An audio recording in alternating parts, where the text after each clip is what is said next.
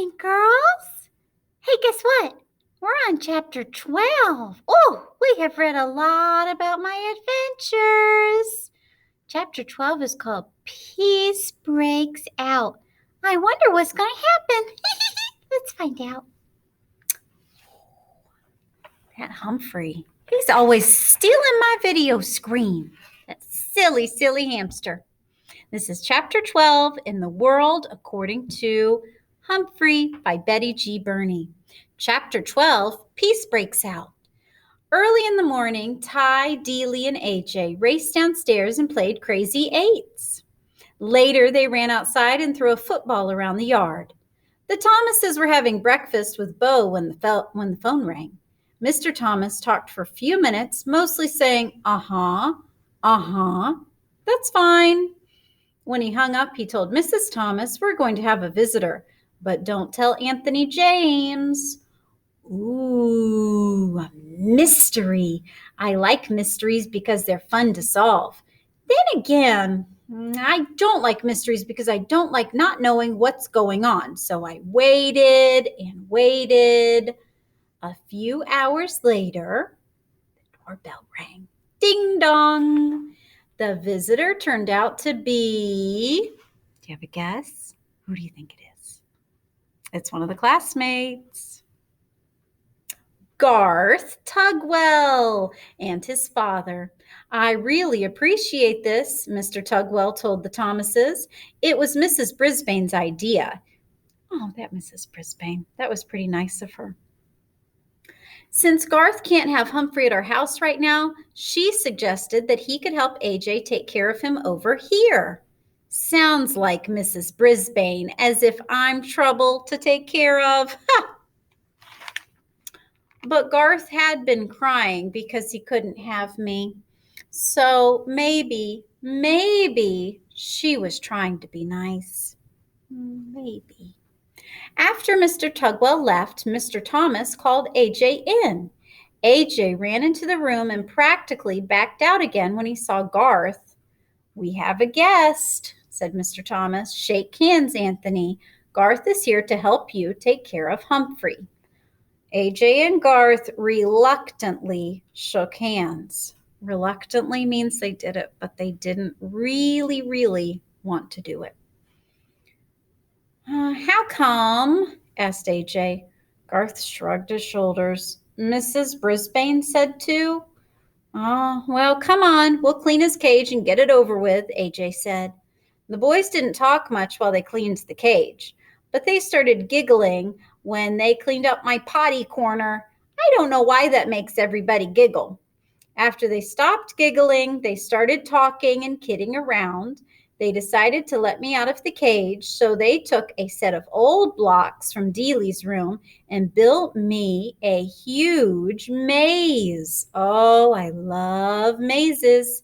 When we were all tired of that game, AJ offered to teach Garth to play Crazy Eights, and then Ty and Dealey joined them in a game of Go Fish. Nobody mentioned the TV. Yes. Also, nobody shot any rubber bands. Later in the afternoon, the kids were all outside playing football. I was fast asleep until Mrs. Thomas came into the den with a broom and started sweeping. A minute later, Mr. Thomas entered. What are you doing, hon? What does it look like? I'm sweeping. You know, all the snacking we do in here makes a real mess on the floor, she said. Bo's asleep? Her husband asked.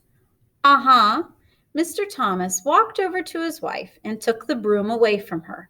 Then you sit down and rest a spell, hon. I'll sweep. Go on. Don't argue. Mrs. Thomas smiled and thanked him and sat down on the couch. Mr. Thomas swept all around the outside of the room, even behind the TV. Uh-oh.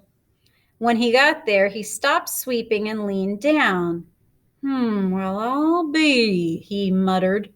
What's wrong? Asked Mrs. Thomas.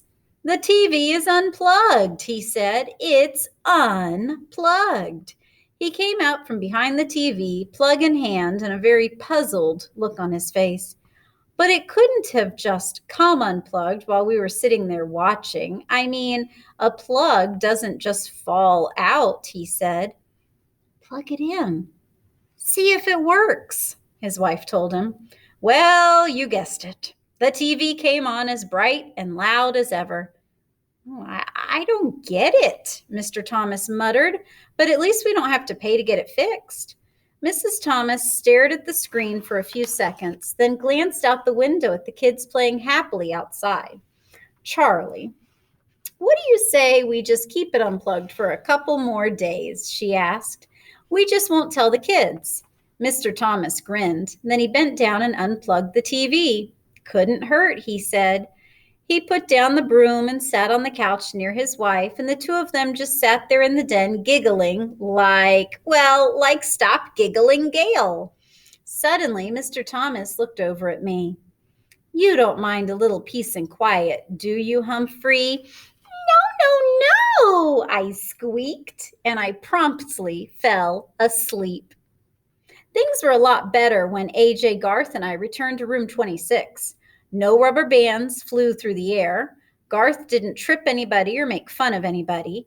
That meant Gail didn't get in trouble for giggling. Heidi didn't get in trouble for speaking out without raising her hand because she wasn't trying to tell Mrs. Brisbane what Garth had done. But the best change was Saya, who did raise her hand every single day.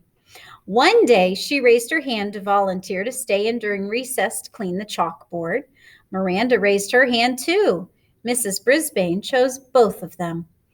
Girls, I think I can trust you to stay here while I run this report down to the principal's office, Mrs. Brisbane told them. Of course she could trust them.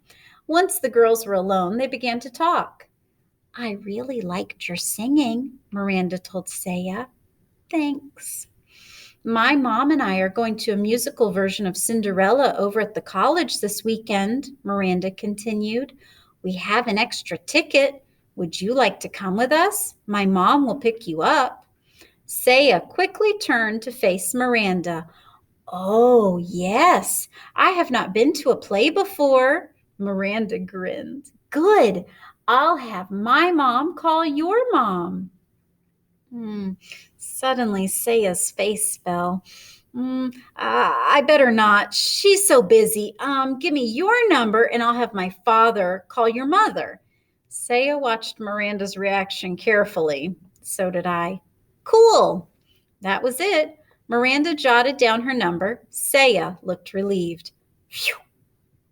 I knew that Miranda's mother didn't care how well Saya's mother spoke English. Maybe now Saya would figure that out too. Another great thing that happened was that Mrs. Brisbane started reading a book out loud to the class.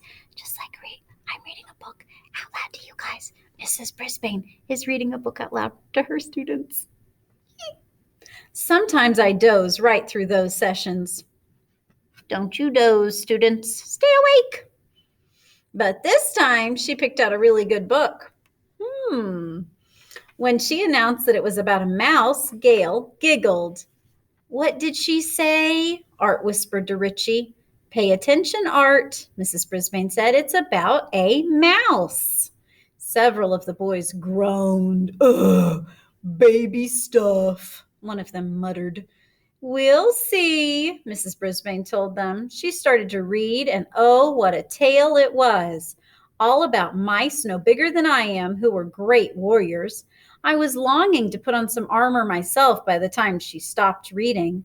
Continued tomorrow, she announced as she stuck a bookmark in place and closed the book. Ooh, tomorrow. That woman truly has a mean streak. She's proved it again and again. I would have sneaked out of my cage at night to finish the book, but she's so mean. She stuck it in her desk drawer, the one she locks with a key. Grrr. The weekend came around quickly, though, and I went home with Richie. I'm still not quite sure how many people actually live at the Rinaldi's house because there were always so many people coming and going. Aunts, uncles, cousins, grandparents, neighbors. One meal seemed to flow right into the next, and Richie's mom was very generous with treats. I'll tell you one thing. You could never be lonely or hungry at the Rinaldi's house. On Sunday afternoon, guess who showed up? Remember Richie's uncle? That's right, Aldo Amato. This time, my buddy Aldo was not lonely because he brought along his girlfriend Maria to meet the family. She was a very nice lady who wore her long hair piled up high on her head. She was dressed in bright red from head to toe. Red earrings, red sweater, red skirt, and red shoes. I think red is a very happy color. I think Maria is a very happy person, especially when she's with Aldo.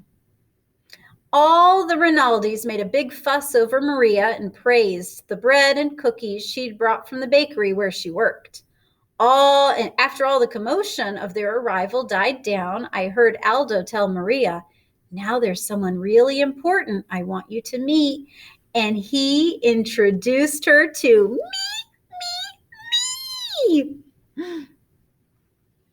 Believe it or not, Humphrey is one of my best friends, he told her. And he was the very first friend I told about you. Oh, then I am honored to meet you, Humphrey, Maria said, smiling down at me. "Oh, the pleasure is all mine," I squeaked.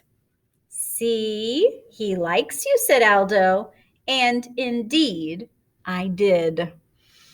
The world seemed like a pretty nice place for a handsome young hamster like me, I can tell you. I was sitting on top of the world when I returned to room 26 on Monday, but I just about toppled off when Mrs. Brisbane made an alarming announcement. "Class, as you know, this will be a short week due to Thanksgiving," she said, "and that means Humphrey will need a home for 4 days instead of 2. Now, who wants to volunteer?" You won't believe what I'm going to say. Not one hand went up. I actually fell off my wheel. Mrs. Brisbane was surprised too. "No one?" she asked. "Heidi, didn't you want to take Humphrey home?" Yes, but we're going to my grandma's house for Thanksgiving," she explained. "Art, didn't you ask for Humphrey last week?" Mrs. Brisbane asked. "Yes, but we're having all my relatives for Thanksgiving, and Mom says it wouldn't be a good time," Art explained. And so it went. Every single classmate had big plans for Thanksgiving, plans that didn't include having an extra hamster around. I was worried. I didn't want to spend 4 days alone in room 26. I worried all day Monday. I worried all day Tuesday. I worried even more all day Wednesday. At the end of the day, Principal Morales stopped by to give Mrs. Brisbane an envelope. I think it was her paycheck because she was especially glad to see him. "I have a huge favor to ask," she said. "Sure, Sue. What is it?" asked Principal Morales. He wore a tie with little turkeys all over it. "Could you possibly take Humphrey for the weekend?" I had my paws crossed that he'd say yes. But Principal Morales didn't even smile. "Oh, Sue, I'd love to, but we're going out of town for the holiday," he told her. "Another time, I'd love to. Another time wouldn't matter. I needed a place to go now." After the principal left, Mrs. Brisbane sighed and began gathering up her papers. Then she turned to me. "Well, Humphrey, it looks like you're going home with me for Thanksgiving," she said grimly. Let's make a guess. Is grimly happy or not happy? It's not very happy if you're grim. My fate was sealed. I was going to the home of the woman who had once vowed to get rid of me for 4 whole days. And frankly, I was worried I'd never come back. Tip number 12. Oh, that's the end of chapter 12. If you must leave your hamster with a caretaker, make sure that is someone you know and trust. Guide to the Care and Feeding of Hamsters by Dr. Harvey H. hammer. And that is the end of chapter 12, boys and girls. Chapter 13 is called Thanks, but no thanks. I have a feeling that we might be hearing a little bit about Thanksgiving. I can't wait to hear about Thanksgiving. Oh, I'm a little scared to go home with Mrs. Brisbane. Eek. See you later, boys and girls, for chapter 13.